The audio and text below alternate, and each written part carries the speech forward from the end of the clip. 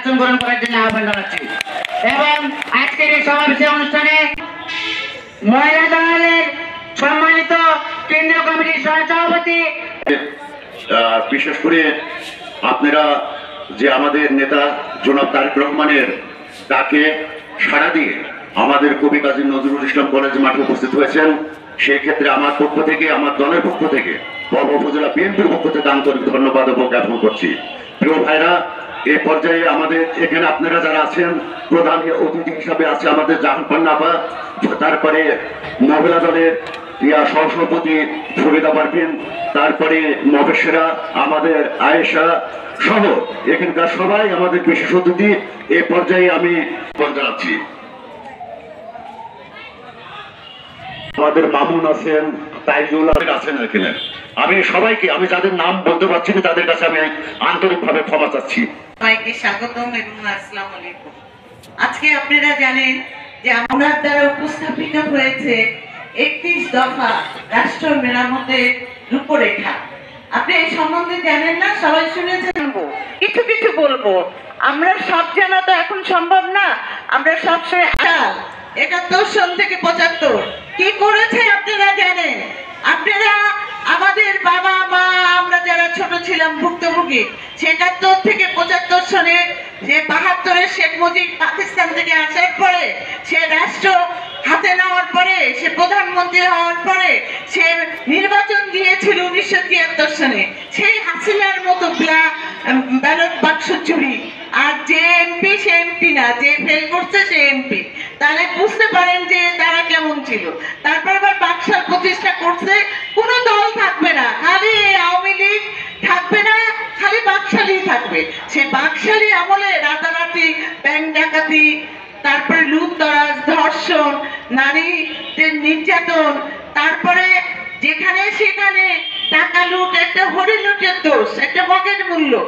যেখানে একটা দেশই ছিল না, দুর্ভিক্ষ হয়েছিল 74 সনে, 1974 সনে তাদের আমলে। তারপরে রংপুরের কি জানি অন্যান্য খাবার ছিল না, কুকুরের খাবার, কুকুর বমি করে দিচ্ছে, সে খাবার নাকি খাচ্ছে যে মানুষ। তাহলে এই দশা ছিল। আর এই দশা যখন 75 সনে উনি নিহত হলেন শেখ মুজিব, রাতারাতি কিন্তু ওনাদেরই দলের লোক মন্ত্রিসভায় আহ্বান করে মন্ত্রী হয়ে আওয়ামী লীগ গঠন করে, আবার আওয়ামী লীগ না একটা রাষ্ট্র গঠন করলো তারা রাতারাতি। মোস্তাক তার প্রধান হলেন, হয়ে কি করলেন, সেই অবস্থা চললো। এরপরে কু হলো 71-এর 72-এর 75 যে দেশটা ছিল লুণ্ঠনের দেশ, খাবার পেত না, মানুষ মারা যেত, প্রায় কত লক্ষ মানুষ মারা গিয়েছে।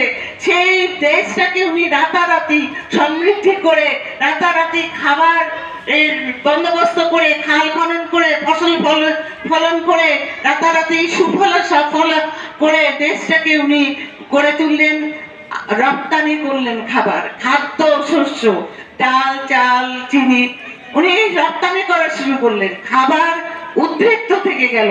সেই 71 সনে জিয়াউর রহমান যখন যুদ্ধ করেছিলেন জেট ফোর্সের হয়ে, সেই রকম আবার 7ই নভেম্বরে ওনার সেই ক্রান্তি লঙ্গে বের হয়ে আবার সেই কাজটা করলেন। উনি দেশকে রক্ষা করলেন, দেশের ঘোষণা দিলেন স্বাধীনতার।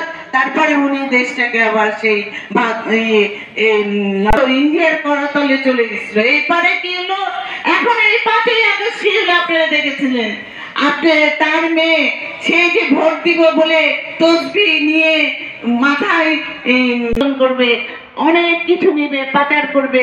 আজ পর্যন্ত হাসিনা বলেছে না, যা কিছু ইন্ডিয়াকে দিয়েছে, যা চেয়েছে তার চেয়ে বেশি দিয়েছি।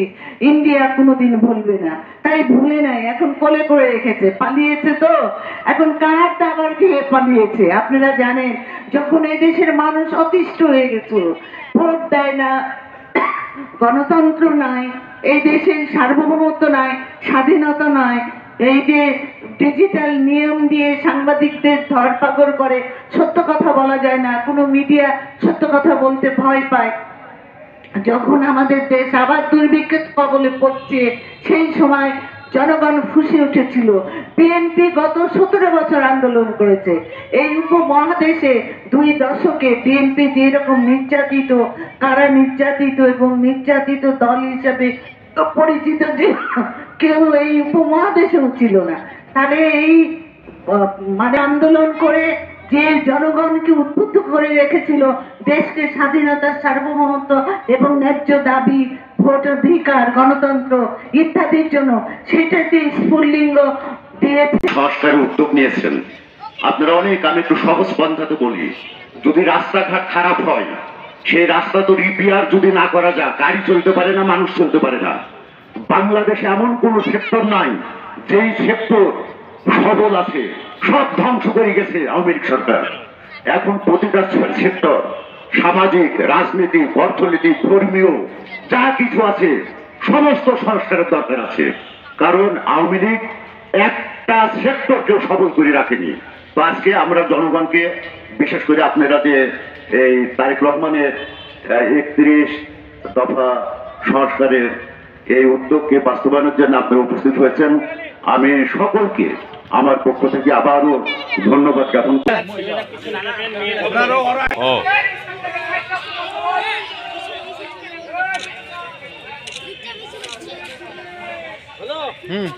আসেন আসেন, আস্তে আস্তে আগান, আস্তে আস্তে আগান।